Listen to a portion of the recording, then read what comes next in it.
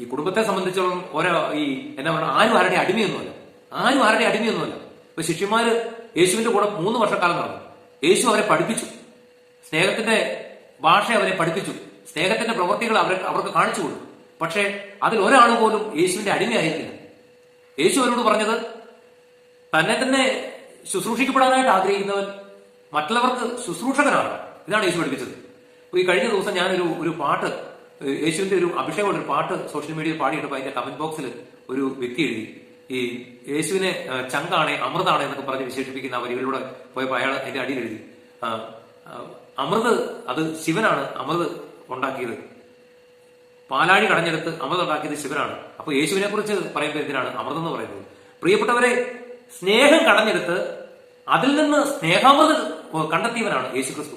സ്നേഹം കടഞ്ഞെടുത്ത് അതിൽ നിന്ന് സ്നേഹാമൃത് രൂപപ്പെടുത്തി നമുക്ക് പകർന്നു തന്നവരാണ്.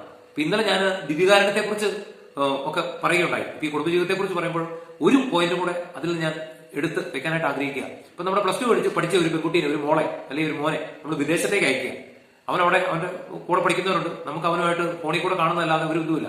എന്നാലും ആ മോളുടെ അല്ലെങ്കിൽ ആ മോന്റെ അമ്മ അയലോക്കത്തുള്ള അല്ലെങ്കിൽ കുടുംബത്തുള്ള ബന്ധുക്കളെ വിളിക്കും, പറയും, എന്റെ ശരീരം ഇവിടെയാണല്ലോ, എന്റെ മനസ്സ് അവിടെയാണ്, എന്റെ ശരീരം ഇവിടെയാണല്ലോ, എന്റെ ഹൃദയം അവന്റെ കൂടെയാണ് അല്ലെങ്കിൽ അവളുടെ കൂടെയാണ്. പ്രിയപ്പെട്ടവരെ, ഈശോ തന്റെ പരസ്യ ജീവിതകാലം എല്ലാം കഴിഞ്ഞ് ഇവിടുന്ന് പീഡനം സഹിച്ച് മരിച്ച് സ്വർഗാരോഹണം ചെയ്ത് ഇവിടുന്ന് സ്വർഗത്തിലേക്ക് പോയപ്പോൾ അവിടുന്ന് എന്ത് ചെയ്യുന്നറിയോ? തന്റെ പൊന്നോമന മക്കളോട് കൂടെ ആയിരിക്കാൻ, തന്റെ പ്രിയപ്പെട്ട മക്കളോട് കൂടെ തന്റെ ഹൃദയം പറിച്ച് വെച്ചിട്ടാ പോയത്. നമ്മുടെയൊക്കെ ദേവാലയങ്ങളിലെ ദിവ്യ സക്രാരിയിൽ അവിടുന്ന് തന്റെ ഹൃദയം പറിച്ച് വെച്ചിട്ടാണ് പോയത്. അത്രമാത്രം സ്നേഹം കൊണ്ട് മൂടുന്ന ഒരു പ്രിയപ്പെട്ട ദൈവത്തെയാണ് നമുക്ക് കിട്ടിയിരിക്കുന്നത്. അപ്പോൾ സത്യം പറഞ്ഞാൽ നമ്മുടെ എല്ലാ പ്രശ്നങ്ങളും, നമ്മുടെ കുടുംബത്തിലെ എല്ലാ പ്രശ്നങ്ങളും, ചില മാതാപിതാക്കൾക്കെന്ന് പറയുന്നത് അവർക്ക് സങ്കടം, ചില മക്കൾക്കെന്ന് പറയുന്നത് അവർക്ക് സങ്കടമാണ്. അപ്പന്റെ മദ്യപാനം, അമ്മയുടെ ധാരാളിത്തം, അല്ലെങ്കിൽ അപ്പനും അമ്മയും തമ്മിൽ സ്വരച്ചേർച്ചയില്ലാത്തത്, മക്കൾ പറഞ്ഞ അനുസരിക്കാത്തത്, ഇങ്ങനെയുള്ള വ്യത്യസ്ത പ്രശ്നങ്ങളുമായിട്ട് അവർക്ക് തീരാത്ത സങ്കടമാണ്. ചിലപ്പോൾ സമ്പത്തുണ്ട് ഇഷ്ടം പോലെ, പക്ഷെ കുടുംബത്തിൽ സമാധാനം എന്ന് പറയുന്നത് 7 അയലോക്കത്തില്ല. ഇതെല്ലാ പ്രശ്നത്തിനും പരിഹാരമുണ്ട്. യേശുവിന് പരിഹരിക്കാൻ പറ്റാത്തതായ ഒരു പ്രശ്നവും നിങ്ങളുടെ കുടുംബത്തില്ല. പക്ഷെ ആ യേശുവിനെ വിളിച്ചിരുത്താനായിട്ട് ആദ്യം യോഗ്യതയുള്ളതാക്കി നിന്റെ കുടുംബത്തെ മാറ്റണം. മനസ്സിലായോ?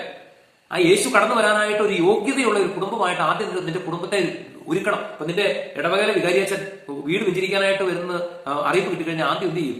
ആ വീടെല്ലാം ആകവും പുറവും എല്ലാം വൃത്തിയാക്കി, ചെതറി കിടക്കുന്ന തുണി, കസേരകളെല്ലാം ഓർഡറിലിട്ട്, കസേരയുടെ വിരിപ്പും എല്ലാം, സോഫ സെറ്റിന്റെ വിരിപ്പും എല്ലാം മാറ്റി, ചുക്രി എന്തെങ്കിലും മാറാലേക്ക് അതെല്ലാം മാറ്റി, പ്രാർത്ഥനാമുറിയൊക്കെ കൂടുതൽ അലങ്കരിച്ച് വെക്കും. അപ്പൊ ഈശോ നമ്മുടെ കുടുംബത്തിലേക്ക് വരുന്നു കഴിഞ്ഞാൽ നമ്മൾ എന്ത് ചെയ്യും? അതിലൊരു 10 ഇരട്ടിയായിട്ട് നമുക്ക് ചെയ്യാൻ സാധിക്കണ്ടേ?